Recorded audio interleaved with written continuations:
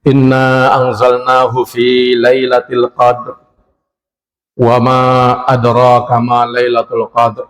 Faqala Rasulullah sallallahu alaihi wasallam, man kana mutaharriha falyataharraha walailatas sab'i wal ishrin. Shadaqallahul azim wa shadaqa rasuluhul karim. Hadirin hadirat Bapak Ibu sekalian, alhamdulillah, tentunya kita senantiasa bersyukur kehadirat Allah Subhanahu wa taala atas anugerah kita masih diberi umur panjang hingga malam hari ini, dan mudah-mudahan kita juga bisa menuntaskan ibadah di dalam bulan suci Ramadan tahun ini dalam kondisi sehat walafiat, tidak kekurangan satu apapun, dan amal ibadah kita semua diterima oleh Allah Subhanahu wa taala. Amin. Bapak Ibu sekalian, saya tadi masih milih-milih materi apa yang pas, karena kita ini sudah hampir sebulan, Pak. Saya berusaha bergantian materinya. Namun tadi saya sempat, sebelum ke sini saya menuju ke kantor dulu, ada keperluan, melihat cuaca yang cukup cerah ya. Dan kemudian saya teringat tentang satu penelitian yang luar biasa, tentang penelitian Lailatul Qadar. Dan kebetulan juga masjid yang akan saya datang ini adalah Lailatul Qadar.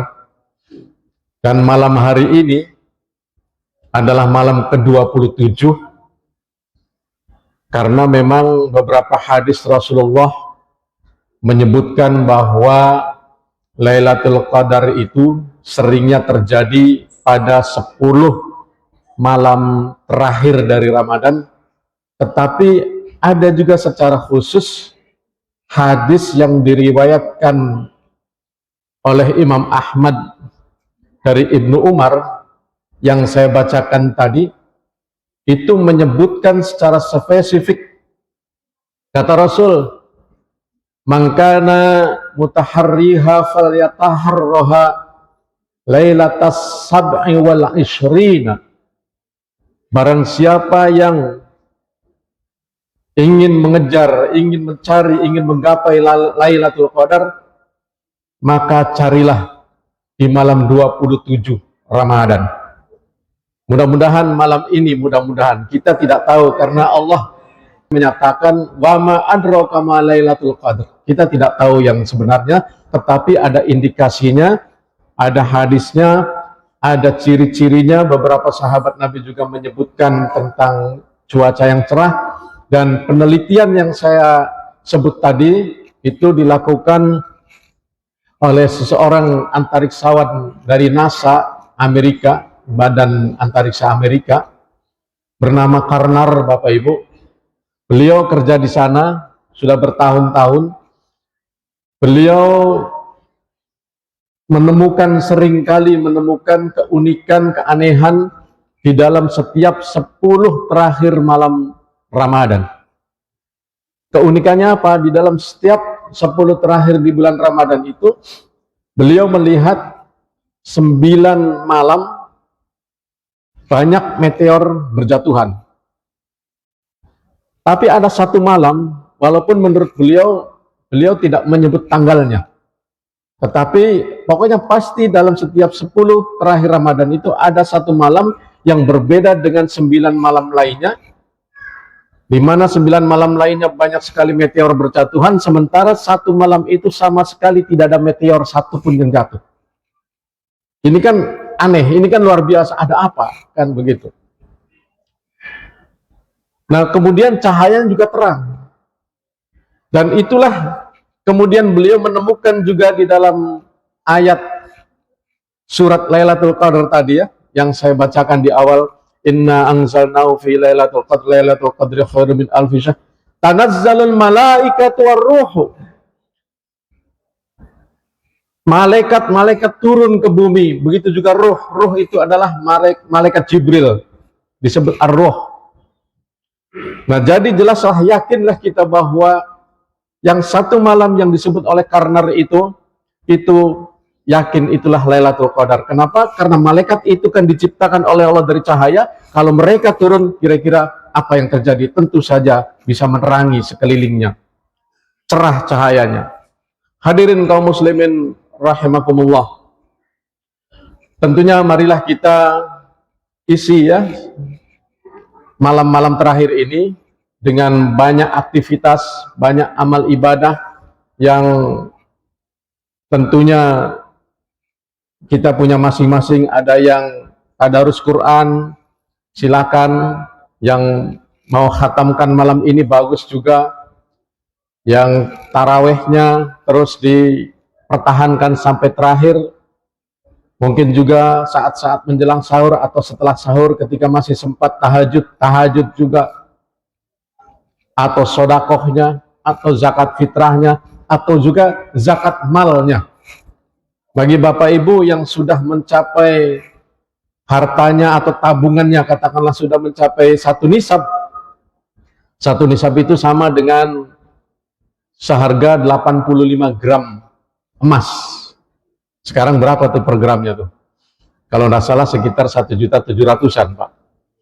Kali, ya sekitar itu ya. Sekitar 1.700.000 kali 85, nah itu berapa jumlahnya? Nah, kalau tabungan kita atau kekayaan kita dalam setahun sama dengan nilai itu sudah wajib dikeluarkan zakat malnya. Tidak banyak Bapak Ibu, hanya 2,5% saja. Silakan hitung masing-masing, karena antara yang satu dengan yang lain beda jumlahnya. Tapi silakan dihitung, yang penting sudah melebihi itu atau sudah sama dan melebihi seharga emas 85 gram itu, silakan. Karena ada ayat lain, khudh min amwalihim shadaqatan tutahhiruhum wa tuzakkihim biha. Ketika Rasulullah masih hidup diperintahkan oleh Allah, ya Rasul, khudh min amwalihim, ambillah dari harta mereka. Shadaqatan di sini hampir seluruh ulama tafsir menafsirkan sebagai zakatul mal, zakat harta, karena sifatnya wajib, perintah. Khud, fi'il amar itu dalam bahasa Arabnya. Ambillah. Jadi boleh di zaman Rasul yang agak pelit-pelit dipaksa sedikit ambil, karena kamu sudah mencapai itu. Kalau kamu mau selamat, karena keterangan berikutnya, khud min amwalihim shadaqatan tutahhiruhum wa tuzakkihim biha. Dengan mengeluarkan zakat itu fungsinya adalah untuk membersihkan harta kita, ya, untuk membersihkan harta kita dan juga membersihkan orang yang memilikinya. Jadi logikanya, ketika kita sudah harta kita sudah mencapai nisab, kemudian kita tidak keluarkan zakat malnya, naudzubillah min dzalik, logikanya berarti kotor, betul Pak ya? Kan tadi untuk membersihkan ya. Diambil 2,5%, gunanya untuk membersihkan. Kalau sudah diambil 2,5%, berarti insya Allah harta yang kita miliki bersih. Tetapi ketika kita tidak keluarkan 2,5%, berarti ada haknya orang lain. Ada haknya para yang berhak menerima zakat. Apa itu? Mustahik namanya. Nah, ada fakir, miskin, gorim ya, yang banyak hutang, ada mu'alaf dan lain sebagainya. Itu ada berapa itu? 8 kalau tidak salah. Ya, cocok kan? 8 asnaf, 8 golongan. Itu mereka menanti uluran tangan dari kita. Ya, kalau zakat fitrah, tentunya insya Allah kalau zakat fitrah ringan lah ya. Karena hanya 2,5 kilogram atau 3,5 liter beras sesuai dengan yang kita makan.